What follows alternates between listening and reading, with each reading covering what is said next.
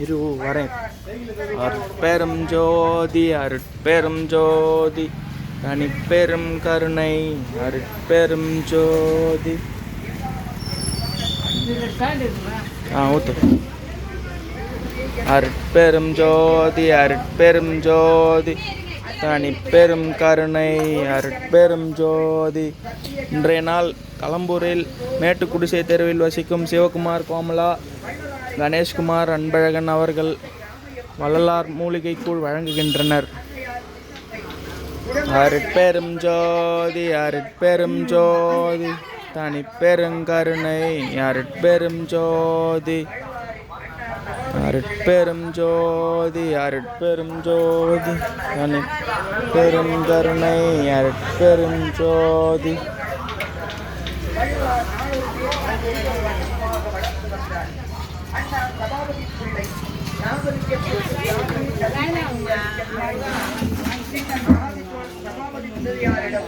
கல்வி கற்ற ராமலிங்கத்தை அனுப்பினார்.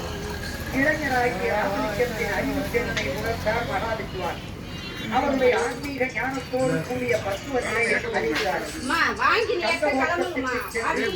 நாள்தோறும் முருகப்பெருமானை கவிவாடி போற்றி துதிப்பதையும் புரிந்து கொண்டார்.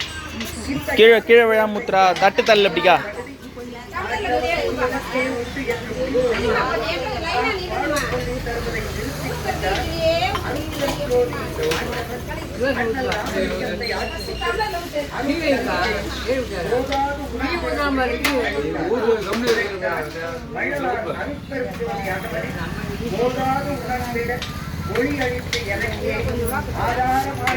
தட்டு அன்பக தள்ளு அன்பு அண்ணன் கூட பக்கத்துல.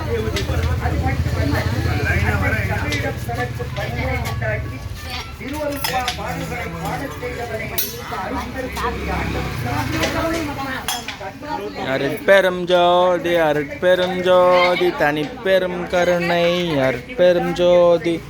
இன்றைய நாள் மேட்டுக்குடிசை தெருவில் வசிக்கும் சிவகுமார், கோமலா தம்பதியர் அவர்களது மகன் கணேஷ்குமார், அன்பழகன் அவர்கள் வள்ளலார் அருள்கூழ் வழங்குகின்றனர்.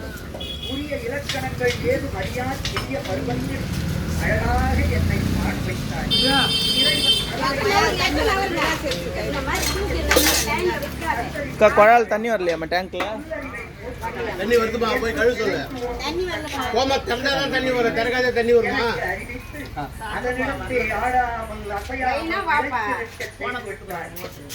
கைவிடுவா தண்ணி தண்ணி வர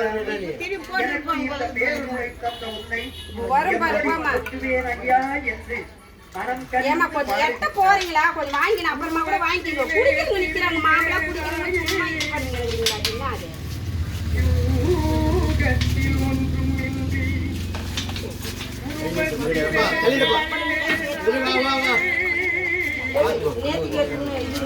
அது கேமராவை பாப்பா சொல்றேன்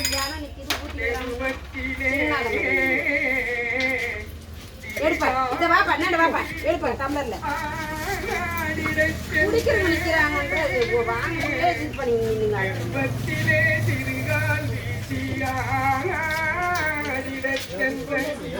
நவுந்தாதானே நல்லறிவு அளித்தே உனைப்பாத செய்தார். செருவத்திலே நிறுகால் வீதியாடிடச் சென்ற அந்த பருவத்திலே நல்லறிவளித்து உனை பருவத்திலே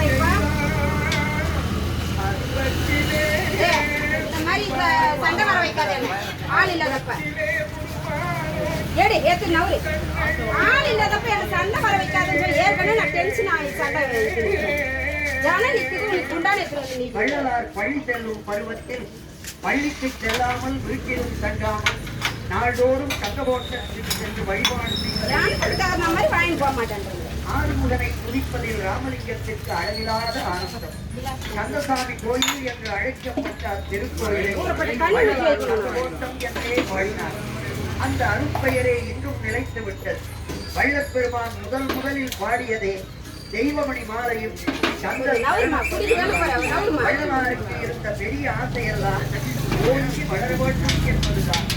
திருவாகிய செல்வம் ஓங்க வேண்டும், புதிய செயல் ஓங்க வேண்டும், அன்பருக்குள்ளே அருட்பதம் ஓங்க வேண்டும், தெரிந்த அறிவும் நிறைந்த இன்பம் தோன்ற வேண்டும்